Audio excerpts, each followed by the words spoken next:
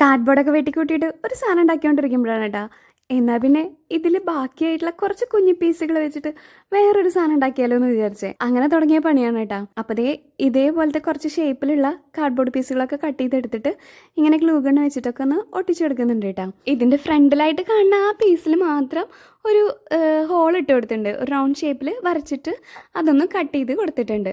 പിന്നെ അടിഭാഗത്ത് നമ്മൾ ഒട്ടിച്ചതിന് ശേഷം ആ അടിഭാഗത്ത് ഒട്ടിച്ചതിൽ ചെറിയൊരു ഹോൾ ഇട്ട് കൊടുത്തിട്ട് എൻ്റെ കഴിഞ്ഞു പോയിട്ടുള്ള ഒരു കാജലിൻ്റെ ആ സ്റ്റിക്ക് പോലത്തെ സാധനം വെച്ച് ഒട്ടിച്ചു കൊടുത്തു.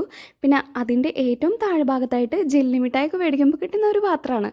അതിൽ ഈ ഒരു ഹോൾ ഉണ്ടാക്കിയിട്ട് ആ സ്റ്റിക്കിൻ്റെ ബാക്കിയുള്ള താഴ്ഭാഗം അതിലേക്ക് ഇറക്കി കൊടുത്തിട്ട് അവിടെ ഒട്ടിച്ചു കൊടുക്കുന്നുണ്ട്. പിന്നെ അതിന് കംപ്ലീറ്റ് ആയിട്ട് യെല്ലോ കളർ പെയിൻറ്റ് അടിച്ചു കൊടുത്തു. അടിഭാഗത്തായിട്ട് ബ്രൗൺ കളറിലുള്ള സൂപ്പർ ക്ലേ കൊണ്ട് ഒന്ന് കവർ ചെയ്ത് കൊടുത്തു. എന്നിട്ട് അതിൻ്റെ മുകൾ ഭാഗത്തായിട്ട് ബ്ലൂ കളറുള്ള സൂപ്പർ ക്ലേ കൊണ്ട് ഇതേപോലെ ഒന്ന് ആക്കി കൊടുത്തിട്ട് ഈ ഒരു ഷേപ്പിലാക്കി എടുത്തിട്ടുണ്ട്. വീഡിയോ കുറച്ച് ലെങ്തി ആയതുകൊണ്ട് ഞാൻ ഇതിൻ്റെ ബാക്കി ഭാഗം അടുത്ത പാർട്ടായിട്ട് ഇടാം കേട്ടോ. ഇതിൻ്റെ ഫൈനൽ ലുക്ക് നമുക്ക് അടുത്ത വീഡിയോയിൽ കാണാം.